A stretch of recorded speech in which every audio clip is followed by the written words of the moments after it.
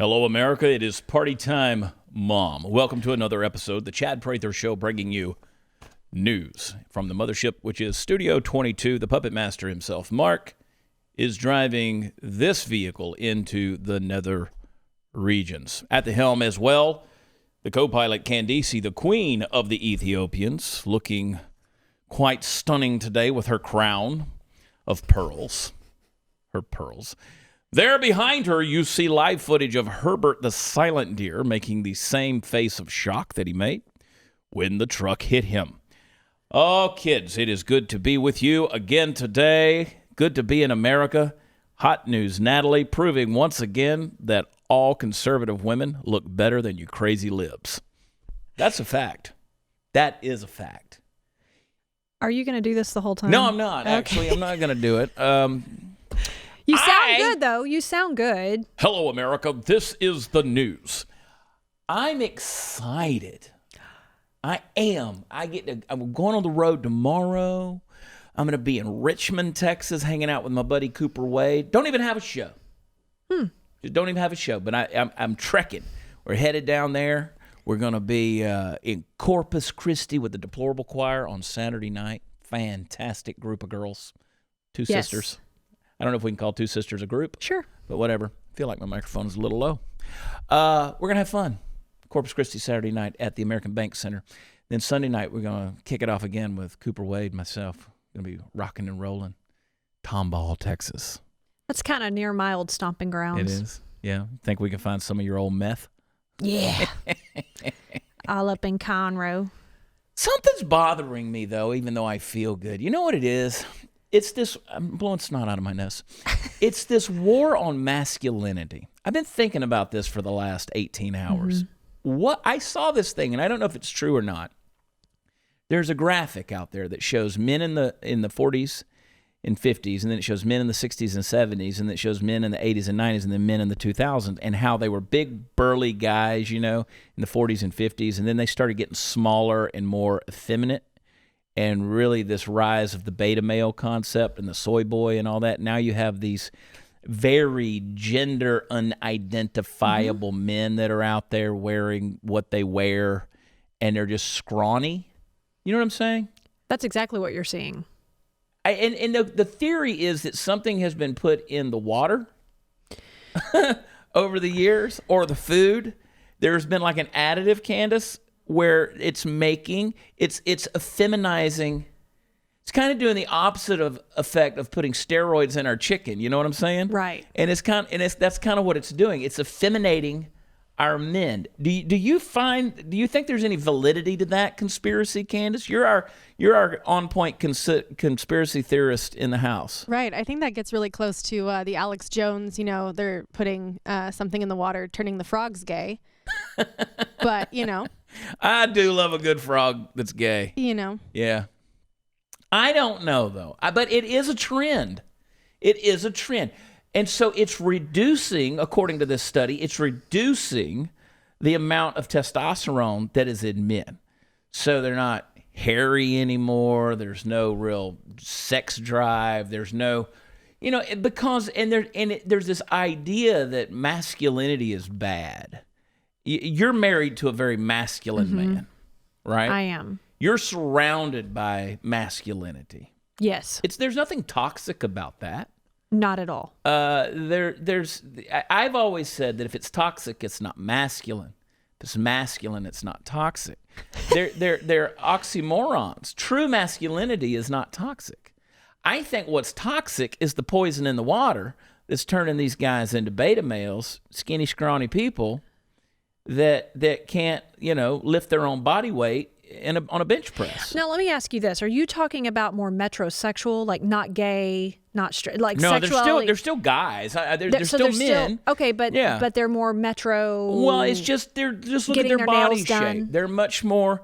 If you look up the metabolisms and the body shapes of ectomorph and endomorph and mesomorph and all that, you're getting scrawnier men. Right? But there's this war on men. And I don't like that. You got the Gillette commercial that came out last year that was talking about toxic masculinity. You've got this, all of these ad campaigns that are out there that are just, I don't like them. Okay. I don't like them. And I think, I want men to be men. I think there's something to be said for men to be a little dangerous. That's why I am drawn as a man. I am drawn, like attracts like. And I like being around our Navy SEAL friends, our military friends, our guys who have gone out and done things, seen things, and have stories to tell about it. Guys who accomplish things. Those are the guys I like watching their life unfold. Well, as a woman, I like women to actually get to be women. Women. I will say as a woman, it's much sexier to see a man being a man. Yeah. Like it's just hotter to have a guy who can fix anything around the house. Doesn't mind getting his fingers cut. And it used to be that, the adage is that men get more rugged and more handsome as they get older, like older men. You look at a Sean Connery. Yes. Somebody like that, they got the lines and stuff in their face. Candace, do you agree with that adage? I mean, coming from another generation, from a younger woman, does that still ring true amongst your peers? I guess so, but I think, I don't know.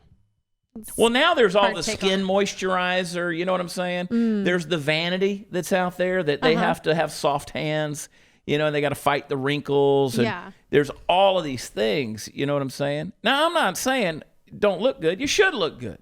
Try to look good. Right. Don't look like, you walk like you're a homeless guy and that you're calling that a rugged look. Don't do that. But don't be afraid to be a man.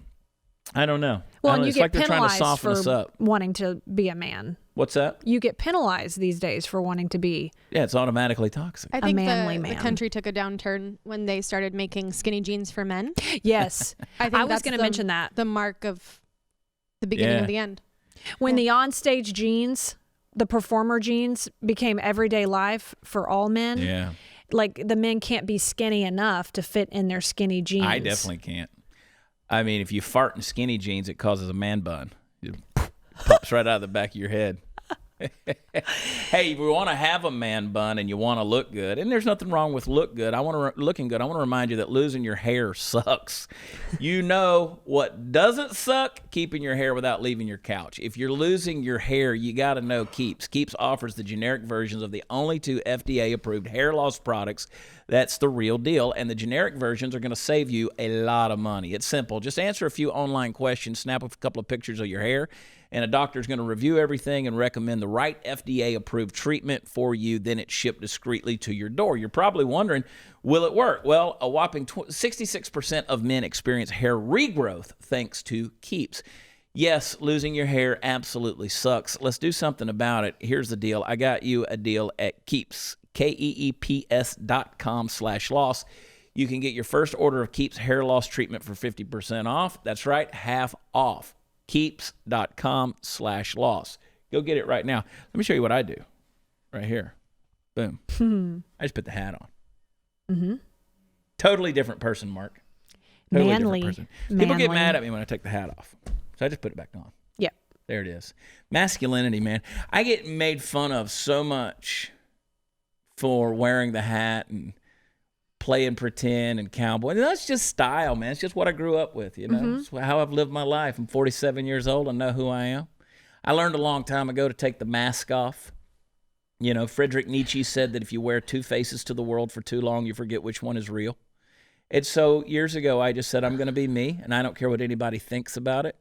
I don't care what anybody says to me. I'm going to speak my mind. I'm going to speak my opinion, and that's just the way it's going to be. How you like that? I wear cowboy boots, but I'm not herding cattle. No. But I like to wear cowboy boots. They're comfortable. I can wear them all day. Like I wear, every now and then people will see those Arapema bass boots that I wear. Like I love these boots that I'm wearing. Flash out of it. These boots right here, just leather. I just love these boots.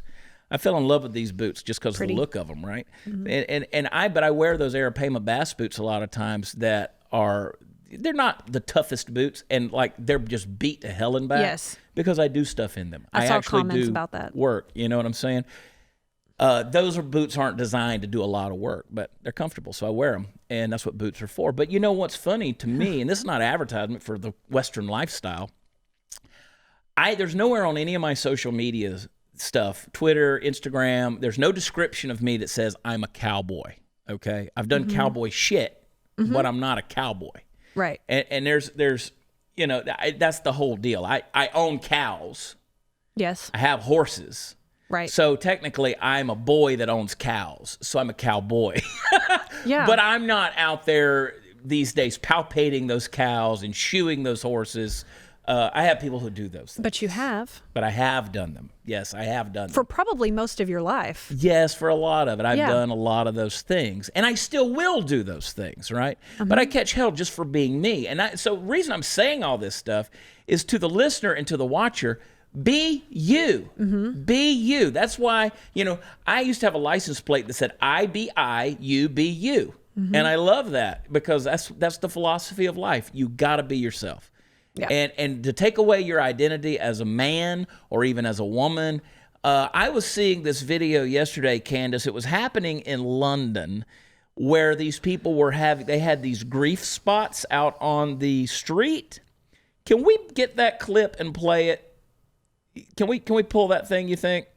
Okay, let's if we could show it, we'll show it right here.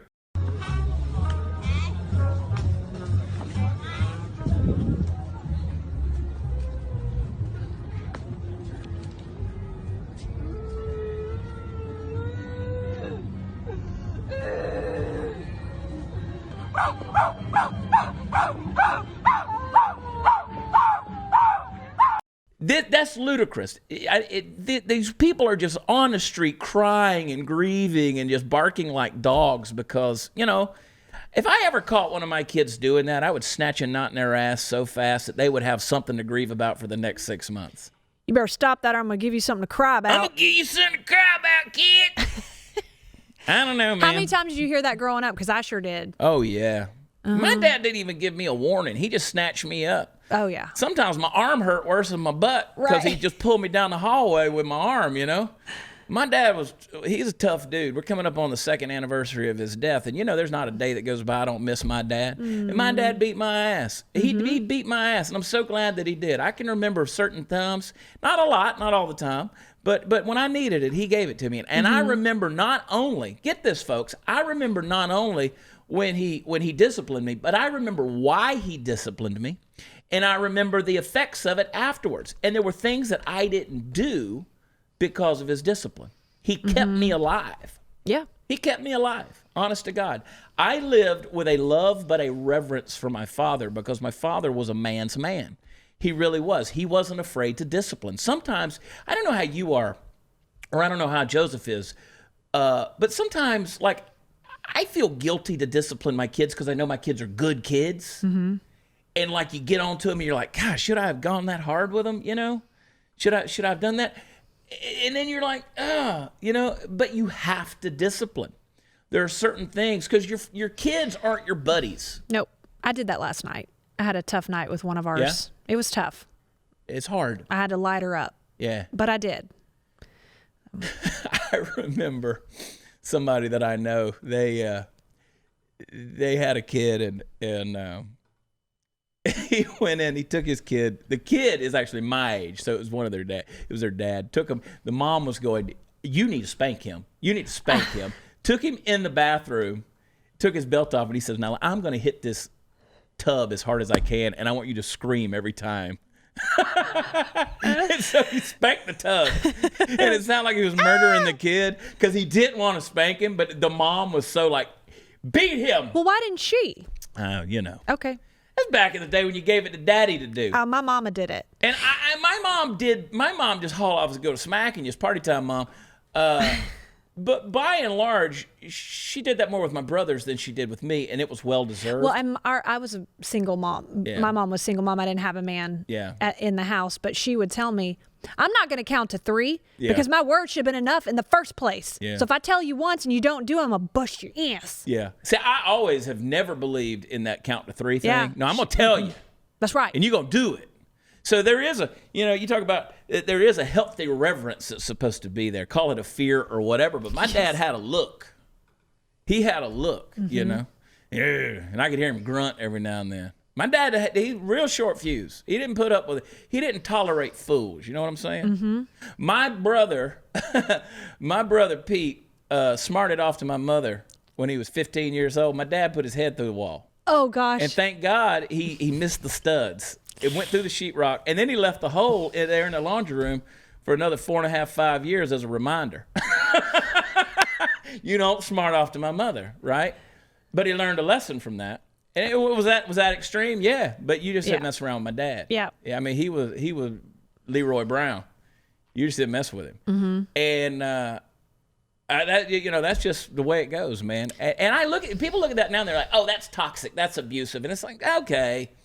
Yeah, well, but no, it's not. And I know most of our audience because I do my bit on stage about beating that ass. Mm-hmm. And I'm like, y'all got that, right? Everybody from California to New Hampshire, they're like, yeah, we got it. And you turned out perfectly fine. Yep. And anyway, so that's that. And I don't think there's enough discipline. I don't either. I just don't think there's enough discipline in kids. People haven't been through anything. Mm-hmm.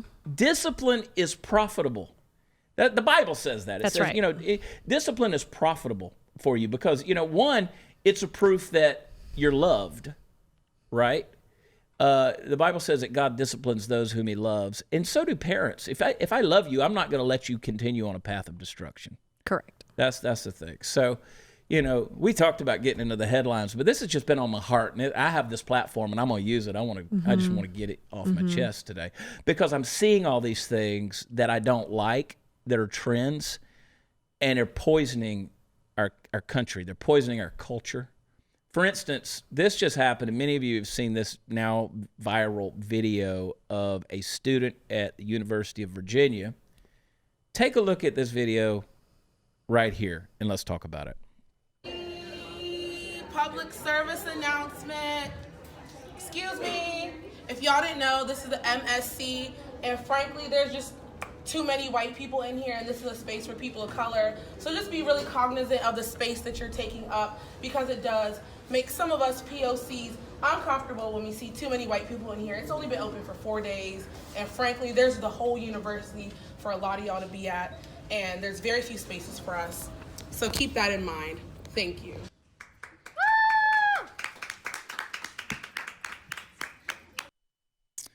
Well, isn't she a hero? There's a lot of university for y'all to be at. This is University of Virginia. This is an esteemed institution of higher education, and you're going to stand up and you're going to say, frankly, there's too many white people in the room. This is a sign where you have experienced. I don't care if you're a POC, whatever you want to call yourself, a person of color, a brown-skinned person. That's privilege. What she just did, that's privilege. Okay? Yes, the black community has been through things. There's scars in this country. There are things that, we've worked hard for many, many decades to get over. There are still those prejudices that exist, and as long as humans are human, there will be prejudices. It doesn't matter the skin color. Mm-hmm. But that right there, that is the essence of not only racism, it is the essence of privilege. Because what that just demonstrated is, hey, if we are in charge, then we're going to come after you too. Mm-hmm. We're going to do the same thing that y'all did when y'all were in the majority, if we were in the majority. Because human nature is human nature. Your heart is the same no matter what your skin color is. People are weird. And I just want to know what this girl is going to do when she gets out of, because what's she doing? She's in college. Mm-hmm. She's training for the future. She's getting an education to get a career, one would think, right? Obviously an educated person, a smart person, because you don't get into the University of Virginia without being educated. Sure. and at least having a good IQ. So I got to think she's a smart person. But my thing there is, what's she going to do when she goes out into the workplace and gets a career? Is she going to stand up in the boardroom, the conference room, the break room, around the coffee pot and say, well, there's just too many white people around here? That's not preparing yourself for the real world to do something like that. Well,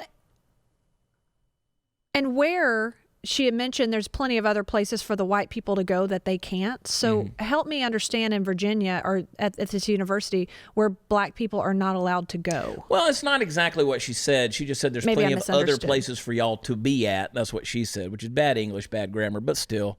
I'm not going to be petty. Maybe a little. But there's plenty of other places for everybody of all colors. Yeah, that's y'all can be in other places, but this is for us. Okay. And don't celebrate Martin Luther King Jr. Day Don't talk about Malcolm X. Don't talk about Booker Washington. Don't talk about Frederick Douglass. Don't talk about any of these people and say that they are heroes of who you are and your culture and your history, because you are violating everything they stood for. Because now you're trying to throw everything back to segregation. Mm-hmm. Everything Martin Luther King lived for, preached about, and ultimately died for was to end segregation. Correct. And you're saying we want to be segregated now. This is for people of color. I'll tell you, and it's hard. And people don't like me saying that because free speech, how dare I speak my mind on this? I'm one of those, heterosexual white Christian males that wears a cowboy hat, mm-hmm. who is also a Caucasian. So how dare I speak to these issues? Well, I do.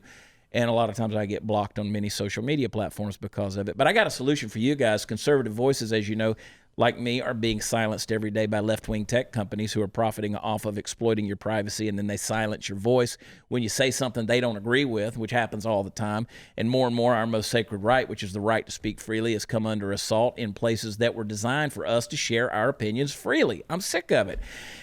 And with no other options, you're forced to play by their rules until now. I want to introduce you to a new social media company that I love. It's called Parler, P-A-R-L-E-R. Parler is the news and free speech app that won't silence your opinion or violate your privacy for financial gain. You simply download the app, create your account, post, share, speak freely. You can't say just anything you want. You can't threaten violence. You can't commit actual acts of hate or harass or commit other crimes. But you're not going to do that because that's not who you are anyway, and that's not what we do. So go to Parler.com or visit the App Store. Download that little red app with the P in the middle of it, Parler. Get it today.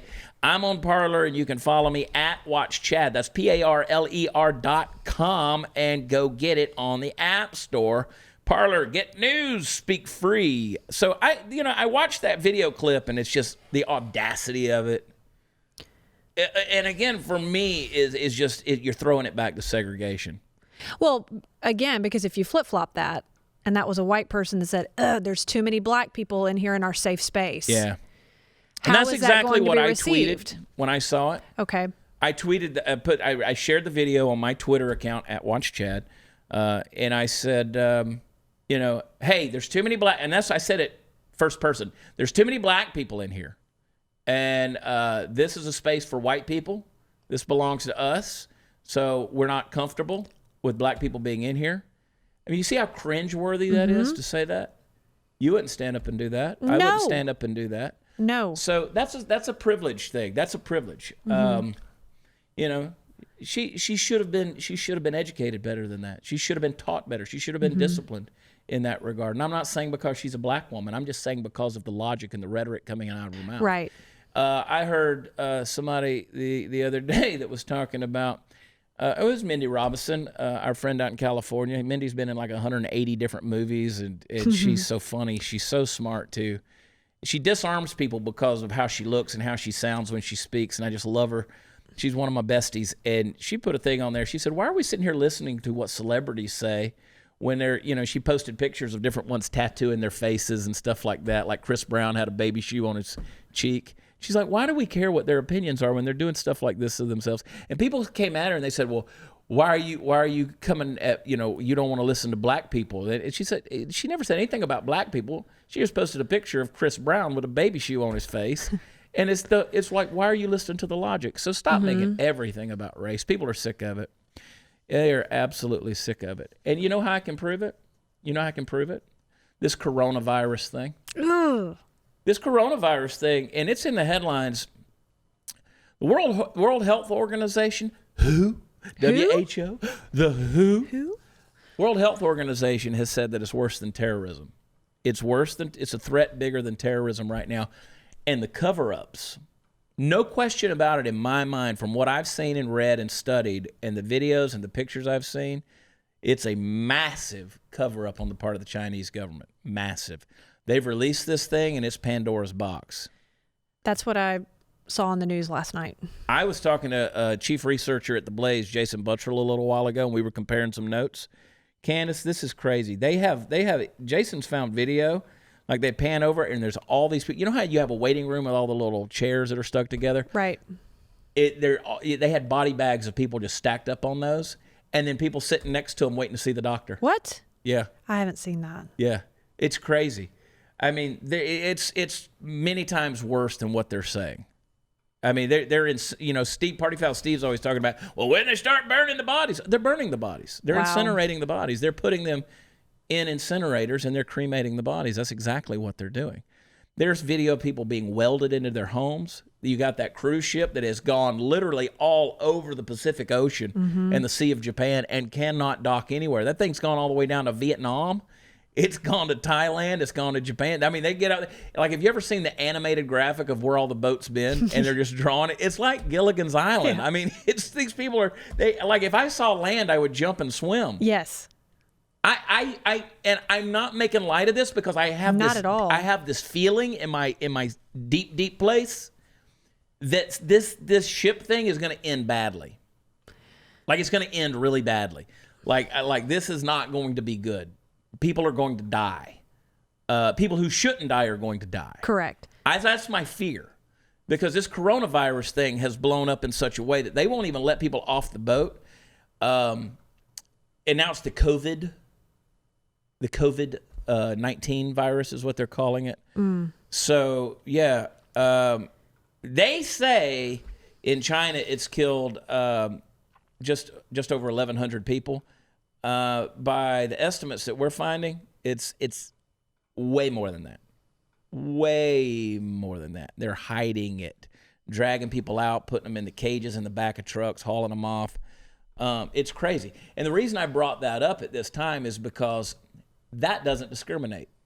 Things like that don't discriminate. That's doesn't true. care about your skin color. Doesn't care if you're white, black, yellow, brown, red. It doesn't care. It's not going to discriminate. Because ultimately, at the end of the day, you're still a human being. That's right. You live, breathe, and die just like everybody else. So this whole division thing that we've got over ideologies and skin colors and all that stuff, all I'm going to say is, you want to waste your life with that shit? Then that's exactly what you're doing. You're wasting your life. And it is shit. It is 100% bullshit. My mom texted me late last night, Candace, and she said, I've enjoyed the last few episodes because you weren't cussing. I'm like, well, Mom, sometimes it's shit. Sometimes I got to tell the world. There's better ways for you to say things, Chad. She said, I like that episode with that Kirk guy. I had to look up who he was, but I like that Kirk guy. Yeah, Charlie Kirk. Go back and watch. It was fun. Obviously, she loved the Jacoboyans and, and different ones. She said she laughed a lot at the one we did last night with Party Foul Steve when we went off the rails. And I cussed at the end of that one because I told that joke about the dude with the mother in the freezer. I'm not going to say it again. I was like, oh, see, proof she didn't watch the whole thing. It won't kill you. It won't kill you. But the Wuhan will. The Kung Flu. Yes. It'll get you. The COVID-19. Did you see where... There's another thing. Here's another sign that we're falling as a culture, falling and failing.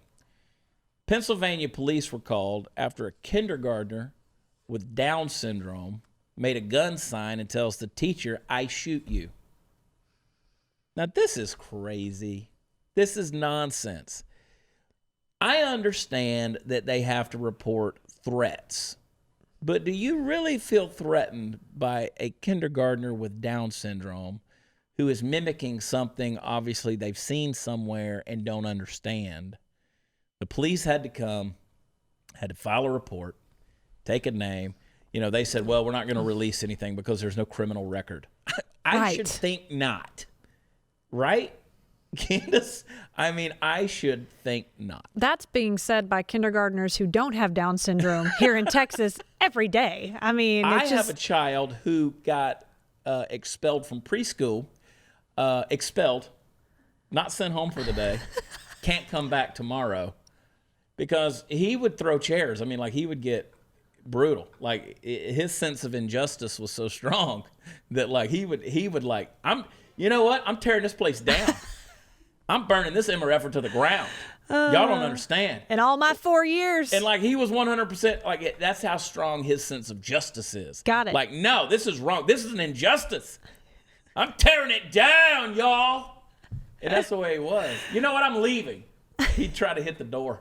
He would. He made it as far as the parking lot one day. Here he is, 4 years old. He made it as far as the parking lot one day. And they were like, you know what? I'm out of here. I'm done. I'm going home. We had to go get him, pick him up, take him home. Kicked out. Thankfully, we had a home to take him to. Deborah wasn't so lucky. Deborah's home was stolen. And I don't mean thieves stole her stuff. I mean scammers literally stole her home. The FBI calls home title theft one of the fastest growing white-collar crimes today. And this story is why I protect my home's title with Home Title Lock. Deborah says criminals found the title to our home online and filed fraudulent documents claiming they owned it. Now, wait, it gets worse. Deborah says, I was evicted from my own home and $85,000 in equity was poof, gone. Nobody believes you can get your home stolen this easily. Well, I use Home Title Lock because no insurance or bank protects your home from title theft. And first things first, I want you to go to HomeTitleLock.com and register your address to see if you're already a victim and you don't know it. Then sign up to help protect your legal title to your home so you don't end up like Deborah. And to get you started, I got you 60 risk-free days of protection. You can go to HomeTitleLock.com.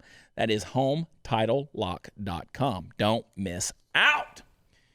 Boy, howdy, man. Child homelessness, speaking of not having a home, in the U.S. is highest in more than a decade. Hard to believe, but it is apparently true. The number of homeless students nationwide increased by a 15% margin from the 2015-16 and the 2017-18 school years. Latest figure available, the 2017-18 school year, shows that the number of public school homeless students more than doubled from 2004 to 2005. That's a scary, scary deal. Homelessness overall has become an epidemic. Yes. It's become a lifestyle choice. Yes. Not just for the children, but I mean, you see this more and more. Like people they just decide this is the life I want to live, and they're living under bridges, living in tent cities, and they're out making their money at the overpass. You see it. So, and they're taking their families with them. Apparently so. You know, you're seeing all these things that are going. In 16 states, the homeless student population grew by 10% or more during the 3-year period covered in the report. And in contrast, 5 states saw equally large decreases during the same period. Texas reported the largest increase in homeless students, with more than 231,000 students experiencing homelessness in 2017-18 school year. That's pretty strong. And our governor, Greg Abbott, has come out talking about this problem, especially in areas like Austin. And he says, our lawmakers just aren't willing to pass the laws that are necessary to end this thing. That's what liberalism gets you. It really is. I know that's a hard statement to say, but it is. You want to look, where is it? It's in the inner cities. What are the inner cities run by? It's run by liberal politicians. It's run by the left. It always is. It's people dependent on the government tit. They need the handout. They need the welfare. And I'm all for giving somebody a hand up when they need it. But capitalism as an economic system has lifted more people out of poverty than any other system in the history of the world. So why in the world do you want to elect somebody like Bernie Sanders or Elizabeth Warren, who are pure socialists, who, I'm telling you, the first people that are going to suffer are going to be the impoverished, the poor, and the homeless. So you see that 231,000 homeless in the state of Texas, that's going to double very fast if you vote for a Bernie Sanders and he gets to be president. I mean, if a very conservative state and a very conservative governor like Greg Abbott says this is becoming epidemic in our state, how much worse will it be if you institute a welfare system that gives everyone a handout? And it's just going to be horrible in its results. Well, and at some point as an adult, if that's what you're going to choose to do is be homeless, so be it. They're choosing that as an adult. But how do we protect the children? Yeah. Because they're not choosing that, right? Yeah. I mean, these are children. And let me go back to where we started, because I want to kind of wrap on this as we talk for the last few minutes. By the way, you can go to shop.blazemedia.com. This is a nice quality pen right here, isn't it? Our buddy Stu Bergier has his new show, Stu Does America. I encourage people to get it. It's ranked like 24th on the podcast list. It's just killing it right now. And I'm going to be on the show here very soon. But it says Nancy Pelosi sucks. It's a total spoof on the Nancy Pelosi signed pins for the impeachment papers. Nancy Pelosi sucks. I think they've sold several, maybe 1,000 of these pins. I don't know. But it's a good quality pin, actually. Yeah. It's not some little cheap thing. It's kind of contours. It's ergonomically correct. Yeah. I'm going to sign something with it. I think I'll get some of these pins made to take out on the road. Sign checks with them, you know? Yep. You know what I mean? You still write checks? That's a right-wing pen, though. That's a right-wing pen. So you're going to have to buy it. You gotta buy it. We're all about capitalism. But you can get it at the Blaze website.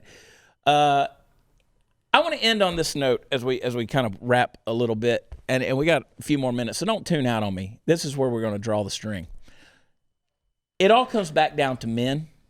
This homelessness issue, all of these epidemics that are going on in the world today, it all comes down to men. It really does. Fatherlessness has become epidemic in, you know who the father is nowadays in most of these inner city neighborhoods and communities? The government. They're being daddied by the government. This abortion issue is a man issue. It's not a woman issue. This epidemic of abortion. Why? Because men aren't being men.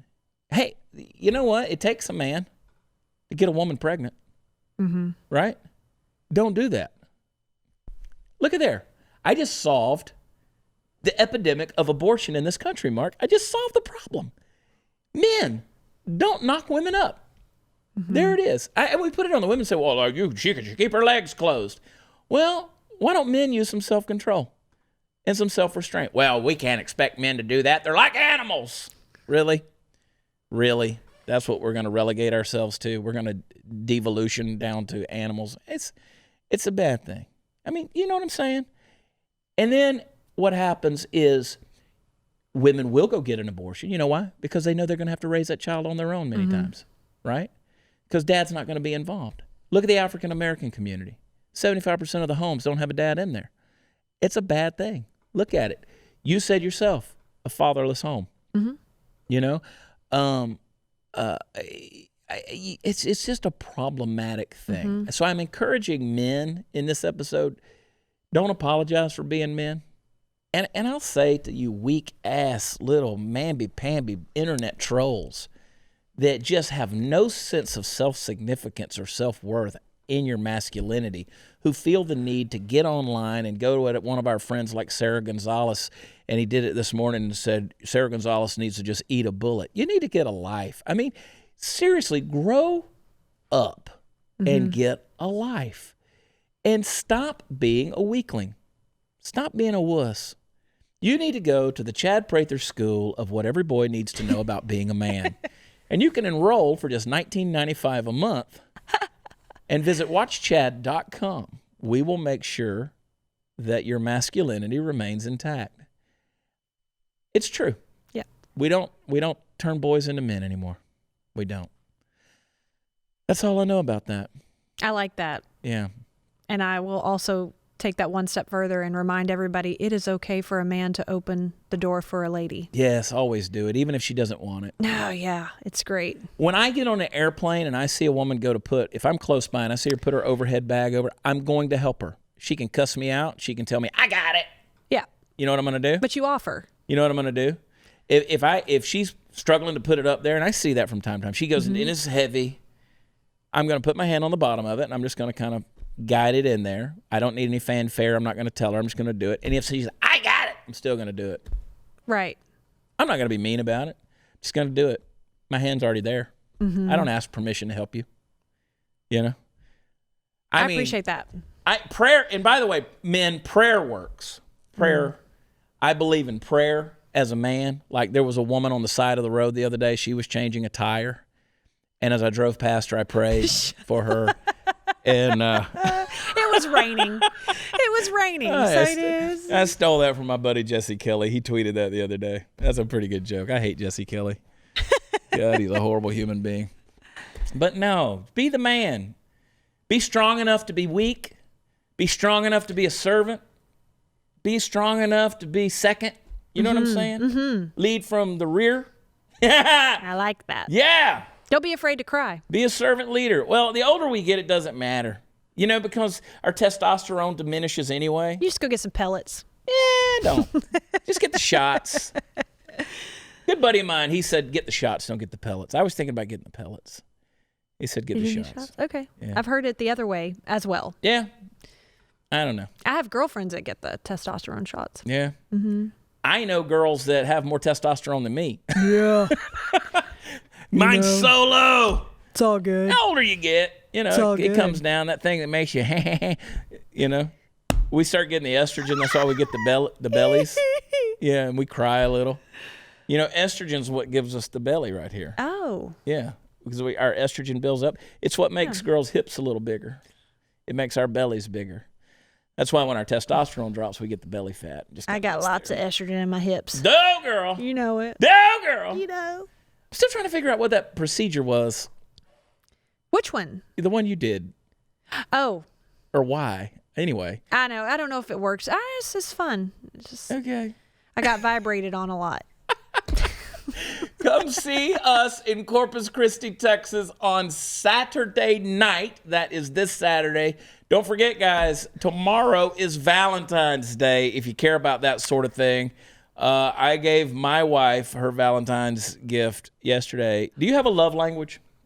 You know what the love languages are? I do. Do you speak one and hear one? Do you know what they are? I just know I'm affirmation. Yeah. You like words of affirmation? Words of affirmation, and I'm not a gifts person. I am a gift giver. Okay. That is my first kind of thing. I love to give people things. I believe that. I'm very, I love to buy the dinner. I love to do things for people like that. Mm-hmm. But I hear words of affirmation, right? Yes. So I gave my Valentine's gift last night. I read a study that said that men on average spend $328 on their women. I said this the other day, and I misquoted. I misspoke on it on the Charlie Kirk episode. They give it to their women. I said men give it to their men, but that was wrong. Faux pas, Freudian.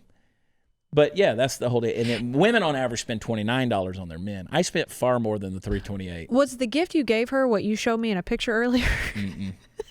It was similar. Oh, gosh. It was. She's similar. thanking you right now. Yeah. And you're not even there. I know. Well, I told Jade, I said, I'm sorry that I tend to give you these jewelry gifts. And she says, oh, no, I like the jewelry gifts. But she gets nice jewelry gifts. Good. Yeah. Gift giver. Yeah, I'm a gift giver. And a lot of times I'll just give myself a gift. I know you do. Like, look at this new watch right here. Bam, bam. Look at that. Yes. It's pretty. I've been trying to take these kids to a hockey game forever. Can't do it. Because we keep messing up our dates. Then Jason Hernandez, who actually has a life, keeps deciding he's got stuff going on, Mark. Unbelievable. Unbelievable. I'm just trying to give him a hockey game. But anyway, so fantastic. Fantastic. Go to watchchad.com. Get your tickets for Saturday night in Corpus. And then also, we got a bunch of other stuff coming up in Colorado and all over Texas. Going to do a show in Fort Worth, Texas in June. Yay! So I'm making that announcement right now at a very big venue. So I'm going to need all of my friends to show up for this. He'll be there. Yeah, he'll be there. So anyway, appreciate you guys. Go to our podcast or offer. Leave us a rating and a good review because we deserve it. And we want to be higher in the rankings. I want to beat Stu is what I want to do. I want to beat Stu. Chad does Stu. How about that? No, Check it out. Stu Does America. It's a fun show. A lot of fun. I love you. I love you. I love y'all. We miss Party Foul Steve. He's dead to me. We'll talk to you next time. Bye.